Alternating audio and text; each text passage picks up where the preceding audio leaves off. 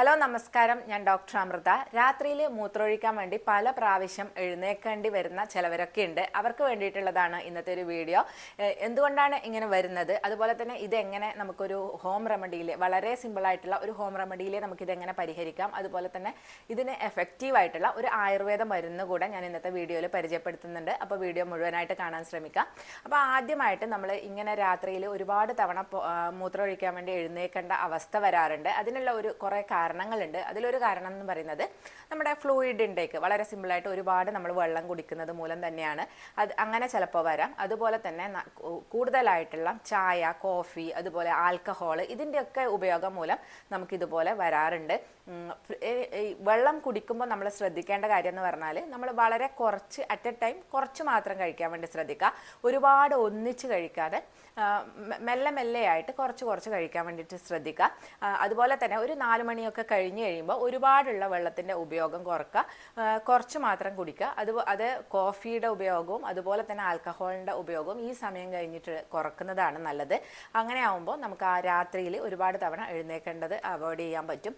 അതുപോലെ അടുത്ത ഒരു റീസൺ എന്ന് പറയുന്നത് ചിലവർക്ക് യൂറിനറി ട്രാക്ട് ഇൻഫെക്ഷൻ ഉള്ളവർക്ക് ഇങ്ങനെ ഉണ്ടാവാറുണ്ട്. അത് കോമൺ ആണ്. അത് നമ്മൾ യൂറിനറി ട്രാക്ട് ഇൻഫെക്ഷൻ മാറുമ്പോൾ അത് മാറുന്നതാണ്. അതുപോലെ തന്നെ പ്രഗ്നൻസിയിലും നമുക്ക് ഇതുപോലെ വരാം. നമ്മുടെ ബ്ലാഡറിനുള്ള പ്രഷർ കാരണം ഒരുപാട് തവണ ഇങ്ങനെ പോകേണ്ടതായിട്ട് വരാറുണ്ട്. പിന്നെ ഒരു കാരണം എന്ന് പറയുന്നത് സൈക്കോളജിക്കലാണ്.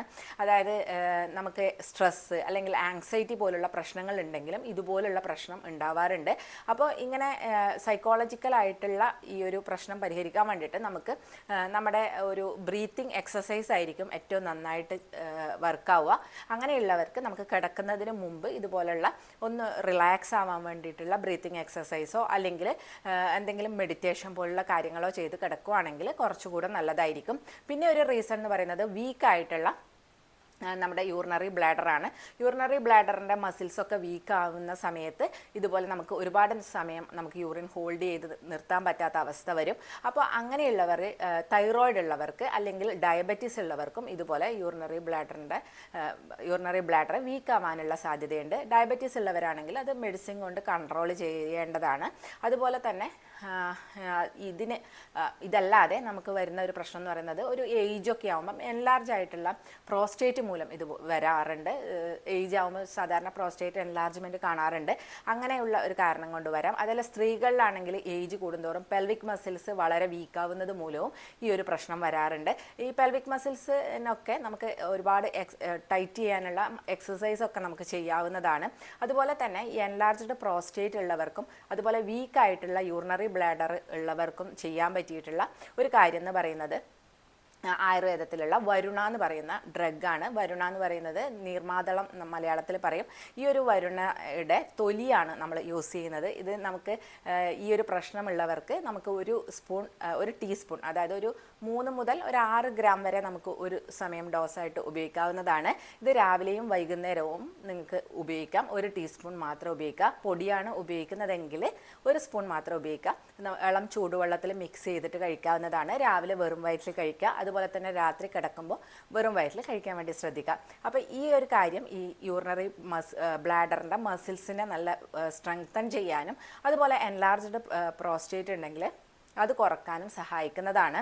അതുപോലെ തന്നെ ഈ വരുണ നമ്മൾ അതിൻ്റെ കഷായമായിട്ട് നമുക്ക് ഉപയോഗിക്കാം. കഷായമാണെങ്കിൽ നമുക്ക് തൊലി, അതിൻ്റെ ബാർക്ക് എടുത്തിട്ട് നമുക്കൊരു 20 ഗ്രാം എടുത്തിട്ട് ഒരു 4 ഗ്ലാസ് വെള്ളത്തിൽ തിളപ്പിച്ചിട്ട് അത് കുറുക്കിയെടുക്കാവുന്നതാണ്. പക്ഷേ ഈ ഒരു പ്രോസസ്സിലും നല്ലത് നമുക്ക് ചൂർണം വാങ്ങി ഉപയോഗിക്കുന്നതായിരിക്കും. അതാകുമ്പോൾ കുറച്ചുകൂടെ ഈസി ആയിരിക്കും.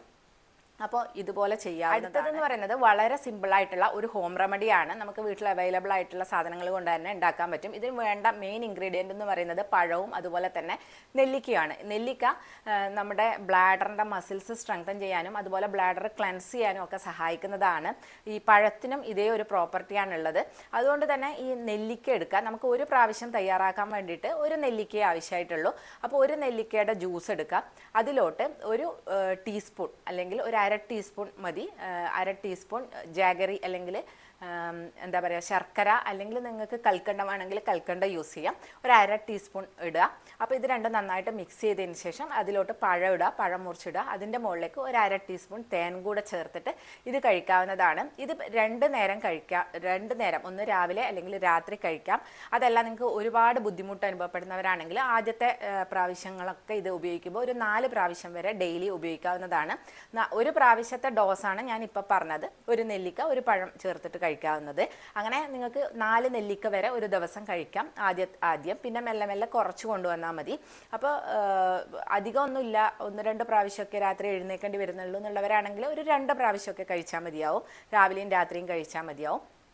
അപ്പോൾ ഈ ഒരു ഹോം റെമഡിയും ഇതുപോലെ നല്ല ബ്ലാഡറിൻ്റെ മസിൽസ് സ്ട്രെങ്ത് ചെയ്യാനും അതുപോലെ ബ്ലാഡർ ക്ലെൻസ് ചെയ്യാനും സഹായിക്കുന്നതുകൊണ്ട് തന്നെ ഈ ഫ്രീക്വൻ്റ് ആയിട്ടുള്ള യൂറിനേഷൻ കുറക്കാൻ ഇത് സഹായിക്കുന്നതാണ്. ഇത് വളരെ സിമ്പിളായിട്ടുള്ള ഒരു റെമഡിയാണ്, എല്ലാവർക്കും ഉപയോഗിക്കാൻ പറ്റിയിട്ടുള്ളതാണ്. ഒരു 5 വയസ്സ് കഴിഞ്ഞിട്ടുള്ള കുട്ടികൾക്ക് മുതൽ ഈ ഒരു റെമഡി ഉപയോഗിക്കാവുന്നതാണ്. 5 വയസ്സ് കഴിയുമ്പോൾ ചിലപ്പോൾ ഇതുപോലെ രാത്രി അറിയാതെ ഉറക്കത്തിലൊക്കെ മൂത്രമൊഴിക്കുന്നവരുണ്ടാവും. അങ്ങനെയുള്ള കുട്ടികൾക്കും ഈ ഒരു മരുന്ന്, ഈ ഒരു റെമഡി, ഹോം റെമഡി സിമ്പിളാണ്. നെല്ലിക്കയൊക്കെ വളരെ ഗുണപ്രദമുള്ളതാണ്. അതുകൊണ്ട് വേറെ പ്രത്യേകിച്ച് ഇതിന് പ്രശ്നങ്ങളൊന്നും തന്നെ ഇല്ല. ഡയബറ്റീസ് ഉള്ളവരാണ് ഇത് ഉപയോഗിക്കുമ്പോൾ ഒന്ന് ശ്രദ്ധിക്കേണ്ടത്. അതായത് നമ്മൾ ശർക്കര ഉപയോഗിക്കുന്നതുകൊണ്ട് തന്നെ.